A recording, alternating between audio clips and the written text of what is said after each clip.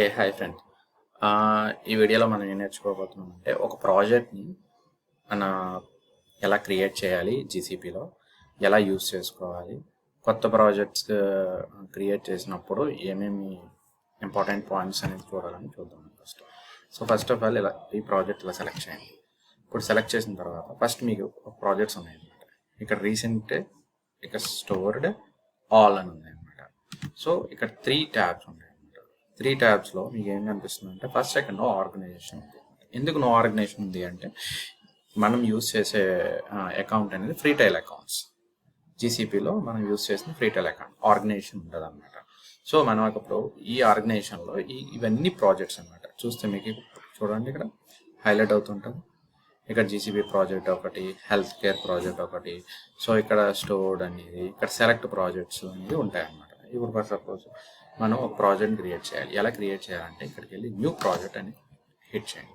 చేసిన తర్వాత ఇక్కడ చూడండి new project. You have 22 projects remaining in your quota. Request to increase or delete 4 projects. So ఇక్కడ ఏంటంటే మనకి ఫ్రీటైల్ అకౌంట్ యూస్ చేస్తున్నాం కాబట్టి ఇక్కడ మనకి 23 ప్రాజెక్ట్స్ అనేది మన దగ్గర ఉంటాయి అన్నమాట.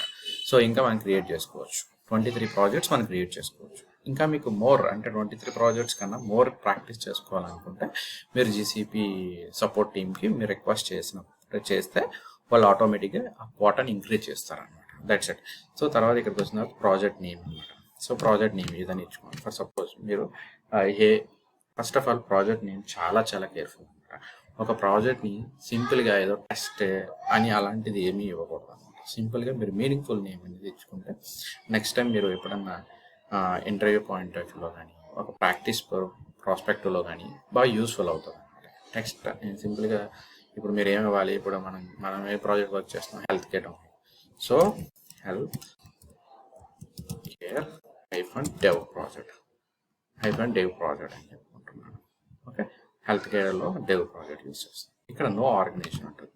సో ఇక్కడ లొకేషన్ అంటే ఈ ప్రాజెక్ట్ని మన హెల్త్ కేర్ క్రియేట్ అవ్వగానే మనకి ఏమేమి క్రియేట్ అవుతాయండి, ఒకటి ప్రాజెక్ట్ నేమ్ క్రియేట్ అవుతుంది, 2 ప్రాజెక్ట్ ఐడి క్రియేట్ అవుతుంది, తర్వాత ప్రాజెక్ట్ లొకేషన్ ఎక్కడ క్రియేట్ చేస్తాం అనేది ఇంపార్టెంట్. సో ఇప్పుడు సింపుల్గా ఆలోచిస్తే మనకి ప్రాజెక్ట్ నేమ్ అనేది మీరు ఇది ఎన్నిసార్లు అయినా మీరు ప్రాజెక్ట్ నేమ్ చేంజ్ చేసుకోవచ్చు. సో ఇప్పుడు ప్రాజెక్ట్ ఐడిని మీరు ఒక్కసారి మాత్రమే కెనాట్ బి చేంజ్డ్ లేటర్ అంటే ఏంటంటే దీని మీనింగ్ ఒకసారి ప్రాజెక్ట్ క్రియేట్ అయిన తర్వాత మీరు క్రియేట్ చేయలేరు అనమాట. సో ఫస్ట్ టైం మీరు క్రియేట్ చేసుకోవచ్చు. ఎడిట్ క్రియేట్ చేసుకుని మన హెల్త్ కేర్ -, సంథింగ్ నేమ్ ఇచ్చారు కదా, ఇక్కడ మీరు ర్యాండమ్గా ఏదైనా ఇచ్చుకోవచ్చు. సో మీకు ఏదైనా యూస్ఫుల్ అయితే. బట్ ఎప్పుడు జీసీపీ ఏమైనా ఎలా క్రియేట్ చేస్తుందంటే మీరు ఏదైతే ప్రాజెక్ట్ నేమ్ ఇస్తారో దానికి రెలవెంట్గా ఒక నేమ్ ఇచ్చి దానికి సఫిక్స్ వస్తుంది అనమాట. సఫిక్స్లో ఏదైనా వాల్యూ రావచ్చు ఆర్ ఏదైనా మిక్స్డ్ వాల్యూ రావచ్చు. ఇప్పుడు లైక్ 429513 వచ్చింది కదా, ఇక్కడ ఇన్స్టెడ్ ఆఫ్ డిఫరెంట్ నేమ్ రావచ్చు, డిఫరెంట్ వాల్యూ రావచ్చు, ఏదైనా రావచ్చు. ఇక్కడ ఆర్గనైజేషన్ బ్రౌజ్ చేస్తున్నాం. ఈ ఆర్గనైజేషన్ చూడండి, ఇక్కడ ఇప్పుడు ప్రాజెక్ట్ క్రియేట్ చేస్తున్నాం. ఇక్కడ నో ఆర్గనైజేషన్. ఇక్కడ ఏదైనా ఆర్గనైజేషన్ డిఫరెంట్ ఆర్గనైజేషన్స్ ఉంటాయి మన యొక్క అకౌంట్లో. సో ఆ డిఫరెంట్ ఆర్గనైజేషన్ దగ్గర యూస్ చేసుకో లేదు, మనకి ఏమీ లేదు కాబట్టి by default no organization create అయిపోతుంది. చూడండి చూసారు.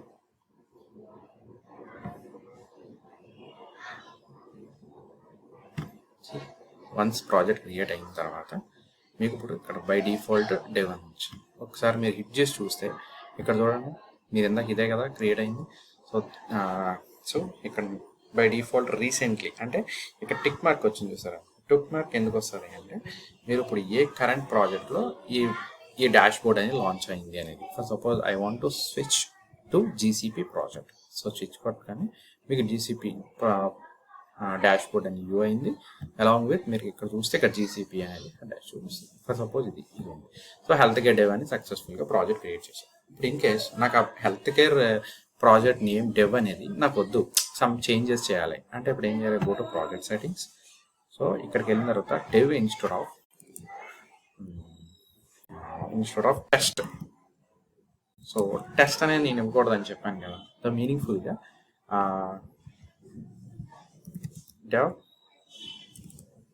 డెవ్ ఈఎన్వి అని ఇచ్చుకున్నాను. ఓకే, ఇలా ఇచ్చారు. ఇక్కడ చూడండి ప్రాజెక్ట్ నెంబర్ అని క్రియేట్ అయింది. ఇది ప్రాజెక్ట్ చూసారా, ఫస్ట్ టైం నేను చెప్పినప్పుడు మీకు ఏమేమి చూపించాను, ప్రాజెక్ట్ నేమ్ ఒకటి చూపించాను, తర్వాత ప్రాజెక్ట్ ఐడి చూపించాను, తర్వాత ప్రాజెక్ట్ నెంబర్ అనేది చెప్పలేదు.